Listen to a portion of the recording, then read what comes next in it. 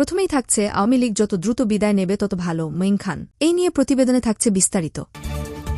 এরপর থাকছে ৩ কর্মসূচি নিয়ে ফের সক্রিয় সিলেট বিএনপির নেতারা। এবার থাকছে সরকার ইসরায়েলি দূতাবাস খোলার পায়তারা করছে, বললেন নুরুল হক নূর। এরপর থাকছে রোজাদারদের জীবন দুর্বিষহ করে তুলেছে সরকার, খেলাফত মজলিস। সর্বশেষ থাকছে বেশি কথা বললে বিএনপি নেতাদের সবকিছু ফাঁস করে দেব, পররাষ্ট্রমন্ত্রী। শুনলেন শিরোনাম, এবার বিস্তারিত। পুরো খবরটি দেখতে সাথেই থাকুন। বিএনপির স্থায়ী কমিটির সদস্য আব্দুল মঈন খান বলেছেন, সরকারের অন্যায় মেনে নেয় না বলেই দেশের ১৮ কোটি মানুষ বিএনপিকে সমর্থন করে। ভোট না দিয়ে দেশের মানুষ প্রমাণ করেছে তারা আর আওয়ামী লীগকে চায় না। আওয়ামী লীগ যত দ্রুত বিদায় নেবে ততই ভালো। তিনি বলেন, ক্ষমতা দীর্ঘস্থায়ী করতে সরকার দেশের মানুষের মধ্যে বিভাজন তৈরি করেছে, দেশে বাকশালটু কায়েম করেছে। শুক্রবার ঢাকা রিপোর্টার্স ইউনিটিতে ডিআরইউ জাতীয়তাবাদী নবীন দল কেন্দ্রীয় কমিটির উদ্যোগে আলোচনা সভা, দোয়া ও ইফতার মাহফিলে অংশ নিয়ে মঈন খান এসব কথা বলেন। বিদেশি সব রাষ্ট্রই বিএনপির বন্ধু দাবি করে মঈন খান বলেন, কারো সঙ্গে বৈরিতা নেই। যারাই বাংলাদেশের গণতন্ত্র প্রতিষ্ঠায় কাজ করছে তারাই জনগণের প্রকৃত বন্ধু। জাতীয়তাবাদী নবীন দলের সভাপতি হুমায়ুন আহমেদ তালুকদারের সভাপতিত্বে ও মোহাম্মদ সোহেল রানার পরিচালনায় আরও বক্তব্য দেন বিএনপি চেয়ারপারসনের উপদেষ্টা জয়নুল আবদিন ফারুক। এরপর সেগুনবাগিচায় একটি রেস্টুরেন্টে বাংলাদেশ পেশাজীবী অধিকার পরিষদের এক ইফতার মাহফিলে অংশ নেন মঈন খান। সেখানে তিনি বলেন, রাষ্ট্রযন্ত্র ব্যবহার করে সরকার ক্ষমতায় টিকে আছে, কিন্তু রাষ্ট্রযন্ত্র ব্যবহার করে ক্ষমতায় থাকতে পারবে না। বিএনপি লগিবৈঠার মাধ্যমে সরকারকে হটাতে পারেনি বলে বিএনপির আন্দোলন ব্যর্থ বলা যাবে না। উল্লেখ করে মঈন খান জনগণকে ধৈর্য ধরে চলমান আন্দোলন চালিয়ে নিতে আহ্বান জানান। ওবায়দুল কাদেরের কথায় প্রমাণ, ভারতের দয়ায় ফের ক্ষমতায় সেলিমা রহমান। আওয়ামী সরকারের মূল শক্তি জনগণ নয়, প্রভুরাষ্ট্র বলে মন্তব্য করেছেন বিএনপির স্থায়ী কমিটির সদস্য সেলিমা রহমান। শুক্রবার পুরান ঢাকার লালবাগে এক ইফতার ও দোয়া মাহফিলে তিনি এ মন্তব্য করেন।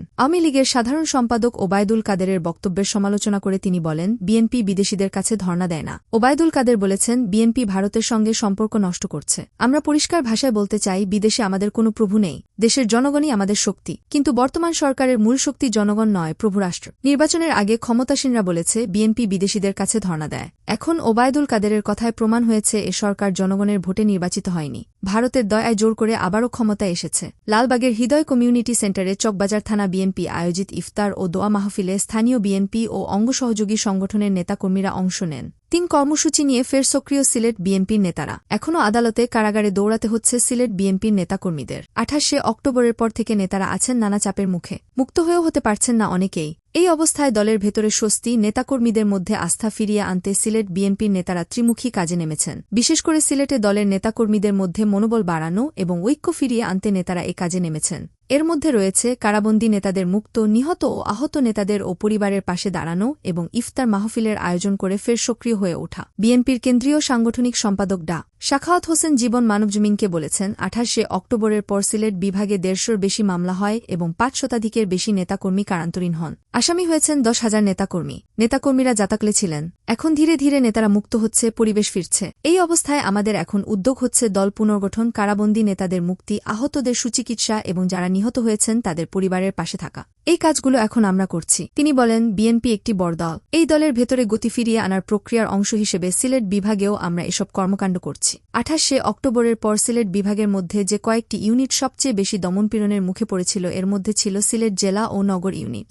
জেলা ও নগরের নেতারা জানিয়েছেন, ২৮শে অক্টোবরের পর সিলেটে অন্তত ৮০টি মামলা হয়েছে। এসব মামলায় ৪০০ নেতাকর্মী গ্রেপ্তার হয়ে কারাগারে ছিলেন। জেলা ও নগরের সিনিয়র নেতারাও কারান্তরীণ ছিলেন, কিন্তু কেউই পিছু হটেননি, বরং দলের প্রয়োজনে নেতারা রাজপথে মামলার হুলিয়া মাথায় নিয়ে আন্দোলন করে গেছেন। আন্দোলন সংগ্রামে থাকা নেতাকর্মীরা এখনও আদালত, কারাগার পর্যন্ত দৌড়াচ্ছেন। সিলেট জেলা বিএনপির সভাপতি আব্দুল কাইয়ুম চৌধুরী জানিয়েছেন, আদালত, কারাগারে দৌড় এখনও কমেনি। কয়েকশ নেতাকর্মী কারাবরণ করে সম্প্রতি বেরিয়ে এসেছেন, কিন্তু যারা উচ্চ আদালতের জামিনে ছিলেন তারা এখন নিম্ন আদালতে হাজিরা দিয়ে অনেকেই কারাগারে যাচ্ছেন। ফলে আমরা স্বস্তিতে আছি এটা বলা যাবে না, বরং যে দমন পীড়ন অব্যাহত ছিল এখনও সেটিই আছে। তিনি জানান, এই অবস্থা থেকে উত্তরণের জন্য সিলেট বিএনপির পক্ষ থেকে ইফতার মাহফিল সহ নানা কর্মসূচি গ্রহণ করা হয়েছে। ইউনিয়ন পর্যায়ে নেতারা ইফতারের মাধ্যমে নিজেদের ঐক্যবদ্ধভাবে গড়ে তুলছেন। একই সঙ্গে আমরা ইফতার মাহফিলের মাধ্যমে তৃণমূলের নেতাকর্মীদের সঙ্গে একীভূত হচ্ছি। পাশাপাশি দ্রব্যমূল্যের ঊর্ধ্বগতির কারণে নাভিশ্বাসে থাকা মানুষের জন্য কর্মসূচি নিয়ে রাজপথে সক্রিয় রয়েছি। বিএনপি গণমানুষের দল হওয়ার কারণে মানুষের কথা চিন্তা করে মাঠে সক্রিয় রয়েছে বলে জানান তিনি। জেলা বিএনপির সাধারণ সম্পাদক অ্যাডভোকেট ইমরান আহমদ চৌধুরী জানিয়েছেন, সিলেটে মামলায় অন্তত ৬,০০০ নেতাকর্মী আসামি হয়েছিলেন। তারা এখন জামিনের জন্য দৌড়াচ্ছেন।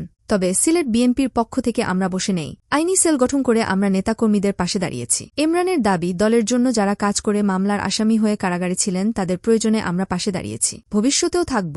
এদিকে সিলেট বিএনপিতে এই অবস্থায়ও পুনর্গঠন নিয়ে আলোচনার অন্ত নেই। জেলা বিএনপি পূর্ণাঙ্গ হলেও নগর বিএনপি এখনও অর্ধাঙ্গ। 1 বছর পেরিয়ে গেলেও পূর্ণাঙ্গ হয়নি কমিটি। এ নিয়ে নেতাদের মধ্যে ক্ষোভও বাড়ছে। সিলেট নগর বিএনপির সভাপতি নাসিম হোসাইন জানিয়েছেন, সিলেট নগরে পূর্বে ওয়ার্ড ছিল 27টি, এখন সেটি করা হয়েছে 42টি। নতুন ওয়ার্ডগুলোর মধ্যে 10টির মতো ওয়ার্ডে নতুন সাংগঠনিক কমিটি গঠন করা হয়েছে। এখনও 5-6টি ওয়ার্ড গঠন করা যায়নি। রমজানের পরপরই সেগুলো করা হবে। তিনি বলেন, সিলেট নগর বিএনপির যেসব নেতাকর্মী জামিনে মুক্তি পাননি কিংবা নতুন করে মামলায় আসামি হয়েছেন তাদেরকে সার্বিক সহযোগিতা করা হচ্ছে। নেতাদের মুক্তির বিষয়টিকে অগ্রাধিকার দিয়ে আমরা ইফতার মাহফিলের আয়োজন সহ নানা কর্মসূচি গ্রহণ করেছি। এই কর্মসূচির মাধ্যমে সিলেট বিএনপিতে ফের গতি ফিরবে বলে জানান তিনি। এদিকে নগর বিএনপির সাধারণ সম্পাদক ইমদাদ হোসেন চৌধুরী জানিয়েছেন, অন্তত 6 মাস আগে কেন্দ্রের কাছে নগর বিএনপির পূর্ণাঙ্গ কমিটির তালিকা প্রস্তাব আকারে পাঠানো হয়েছে। এতে প্রবীণের পাশাপাশি নতুনদের নামও রয়েছে। ফলে কেন্দ্র চাইলে যেকোনো সময় কমিটি ঘোষণা করতে পারে। সিলেট নগর বিএনপির সিনিয়র নেতারা জানিয়েছেন, কয়েকদিন আগে সিলেট বিএনপির নেতারা স্কাইপের মাধ্যমে দলের হাইকমান্ডের সঙ্গে বৈঠক করেছেন।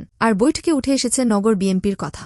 এজন্য দলের হাইকমান্ড দ্রুততম সময়ের মধ্যে কমিটি পূর্ণাঙ্গ করার তাগিদ দিয়েছেন। সিলেট যুবদলের নেতারা জানিয়েছেন, জেলা ও নগর যুবদলের পূর্ণাঙ্গ কমিটি গঠন করা হয়নি। এ নিয়ে বারবার চাপ দেওয়া হলেও নেতারা নড়ছেন না। দীর্ঘ 21 বছর পর যুবদলের সম্মেলনের মাধ্যমে আংশিক কমিটি গঠন হলেও পূর্ণাঙ্গ না হওয়ায় ফের হতাশায় নিমজ্জিত হয়ে পড়েছেন দলের নেতারা। আর মেয়াদোত্তীর্ণ ছাত্রদল দিয়ে চলছে কার্যক্রম। তবে গেল আন্দোলনে সিলেটের স্বেচ্ছাসেবক দল, যুবদল ও ছাত্রদল নেতারা আন্দোলনের রাজপথে সক্রিয় ছিলেন। এতে দলের ভেতরে তারা প্রশংসিত হয়েছেন বলে জানান নেতারা।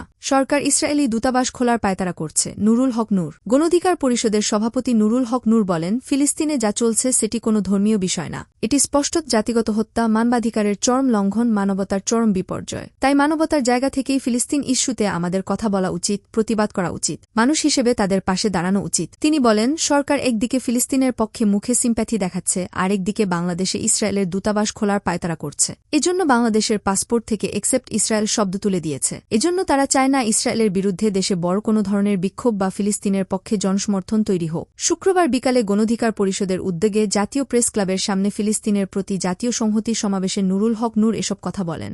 সংহতি সমাবেশে বক্তব্য রাখেন বিভিন্ন রাজনৈতিক দলের নেতৃবৃন্দ। নুরুল হক নূর বলেন, ইউক্রেনে রাশিয়ার হামলা নিয়ে সমগ্র পশ্চিমা বিশ্ব তোলপাড়, তাদের হৃদয় জ্বলে। কিন্তু ইসরায়েল হামলা চালিয়ে ফিলিস্তিনের বাড়িঘর, হাসপাতাল ধুলো মিশিয়ে দিচ্ছে, গণহত্যা চালাচ্ছে, এতে তাদের হৃদয় কাঁদে না, বরং তারা ইসরায়েলের পক্ষে অবস্থান নেয়। এটা তাদের দ্বিচারিতা ও মানবাধিকারের অঙ্গীকারের সঙ্গে প্রতারণা। এই একই প্রতারণা করছে বাংলাদেশের শাসক গোষ্ঠী। তিনি বলেন, শেখ হাসিনার সরকারকে হটিয়ে দেশে জনগণের সরকার প্রতিষ্ঠা করতে হবে। ওরা যতই প্রতারণা করুক, ধোঁকাবাজি করুক, ওদের মিথ্যাচার, প্রতারণা আমাদের কাছে পরিষ্কার। শাপলা চত্বরে আলেমদের ওপর হত্যাযজ্ঞ চালিয়ে সুবিধাবাদীদের নিয়ে শোকরানা মাহফিল করেছে। মদিনা সন্ধ্যে দেশ পরিচালনার কথা বলে আলেমদের লাঞ্ছিত করে জেলে ভরছে। এই সরকার যদি ক্ষমতায় থাকে দেশে ধর্মকর্ম করে বেঁচে থাকা অসম্ভব হয়ে যাবে। নুরুল হক আরও বলেন, মধ্যপ্রাচ্যে মাতব্বরি করার জন্য পশ্চিমাদের অনেকে ইসরায়েলের পক্ষ নিচ্ছে। এজন্য যদি তৃতীয় বিশ্বযুদ্ধের প্রয়োজন হয় তারা লাগবে।